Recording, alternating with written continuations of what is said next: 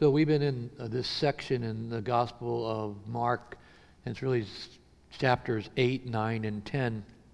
And there is a pattern, and it goes something like this. Jesus forecasts his passion and resurrection. The disciples don't understand.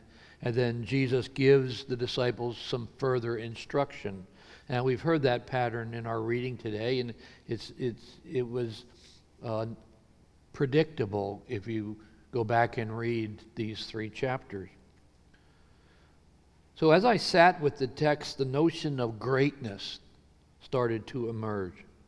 And that came from verse 34, when the disciples were arguing about who was the greatest. Now, if you think about the argument about who's the greatest as it relates to being a follower of Jesus seems a bit incongruent. Now, who would have a conversation about who is the greatest?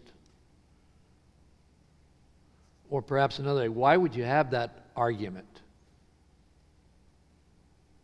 See, it's fun when you have the conversation about the greatest when it comes to authors or politicians or scientists or teachers or sports figures or hockey coaches or actors, musicians, business leaders, artists, protagonists. That's a fun conversation.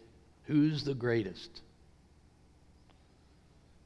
And the world defines greatness by identifying a person's talent or ability or their knowledge or their accomplishment. Others think it's by looking at historical accomplishments. Others think it's all about power. Greatness is often defined by success and fame, or who makes the most money. They become the greatest. And we kind of understand greatness in this way. One of the great ones in basketball is LeBron James. Are you ready for this? He has over 83 million social media followers. And his influence on culture is massive. And I found it really interesting that at the end of many of his social media posts, he ends with #strive for greatness. So I don't want you to get me wrong. The challenge of becoming great is a worthy endeavor. And maybe you as well, may not be able to clearly articulate the definition of greatness, but we definitely know it when we see it, right?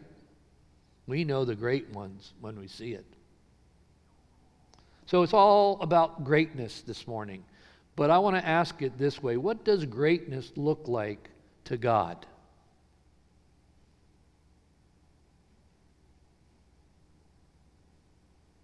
As far as God is concerned, what does it mean to be great? So I want to go back to the text because I think we can glean 4 insights about greatness. First, greatness involves humility.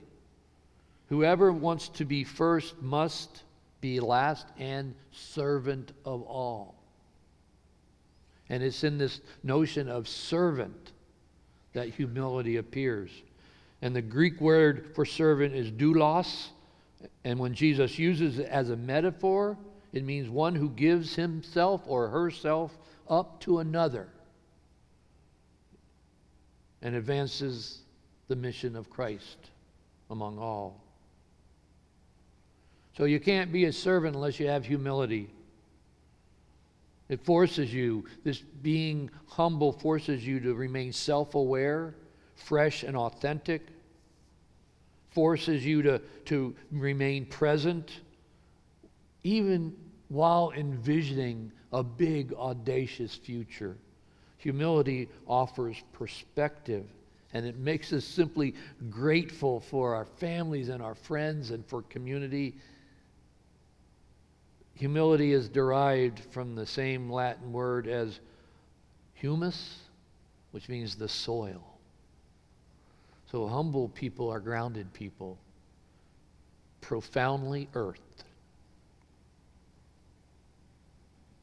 And humility is distinctly Christ-like.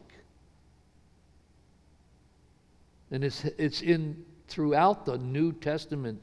Lead a life worthy of your calling to which you have been called, with all humility and gentleness. In the Ephesians, in Philippians, do nothing from selfish ambition or conceit, but in humility regard others better than yourself. And in Acts it says, serving the Lord with all humility. And kind of re-quoting the Jewish philosopher Martin Buber, who said, humility is not thinking that you are lower than anyone else. It's just thinking that you're not higher than anyone else. So God sees humility as a component of greatness. Hashtag live with humility. Now, the second insight is that greatness comes by elevating others. It's making others important. Then he took a little child and put it among them, and taking it in his arms. Now, unless you're a narcissist, which none of you are, but also I'm not qualified to make that diagnosis. So let me say it this way. Unless you're so self-absorbed that you ignore the needs of others around you, which is not the case either, and I am qualified to say that, and each of us listening, and those of you who are present at home, we basically understand what it means to elevate others. It is the persistent desire and action for their ultimate good. To elevate others is to be persistent in your desire and action toward others for their ultimate good.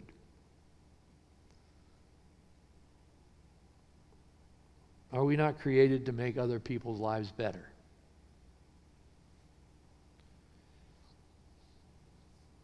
And the Fresh Prince of Bel-Air actor Will Smith hit it on the nail when he said, if you're not making someone's life better, then you're wasting your time. And the old Chinese saying goes, if you want to be happy for a day, for an hour, take a nap. If you want to be happy for a day, go fishing.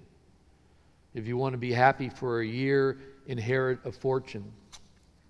If you want to be happy for a lifetime, help somebody. And I'm pretty sure that we can say that the purpose of life is to be useful, to make a difference in the lives of others. Hashtag elevate others. And in God's eyes, greatness all comes when we welcome the vulnerable. Whoever welcomes the child in my name welcomes me. And a little bit of contextual awareness helps us to understand what this really means. Because in Jesus' world, as when his followers, they saw really no particular value in childhood. Childhood in our culture is different, but childhood was not a time of value for them. In our culture, we value innocence and joy, and we dedicate ourselves to meeting the child's needs. But in Jesus' day, they were just a piece of property that had no value until they could serve the purpose of the head of the house. So what's Jesus saying is that the greatness comes from accepting the lowest in social status. And instead of the lowly focusing on our needs, lifting us up, greatness comes when we focus on their needs. So when Jesus took that little child and he said greatness in the kingdom of God is to be found by serving the vulnerable, serving those who are at the mercy of the powerful, those who are invisible, and then he puts the child on his lap. Greatness comes from welcoming the vulnerable, a gesture of inclusion. God honors those who use their resources, their time, their talent, their treasures for the benefit for those who do not have or have limited resources, time, talent, or power. Greatness in the kingdom of God goes to the somebodies who are willing to welcome the nobodies.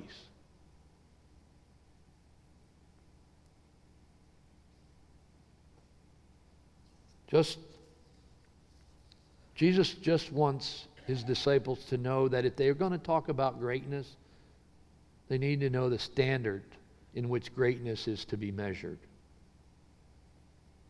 The great ones in the kingdom of God are seen in how we receive and care for those who are supposed to matter. Hashtag welcome the vulnerable. And the final insight really links the three components together with a thread. And it says, greatness comes by acting with intention. Simple, but not easy.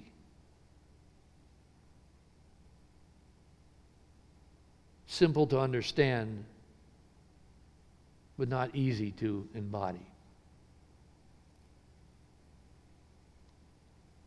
Choosing actions that matter equals hashtag live with intention.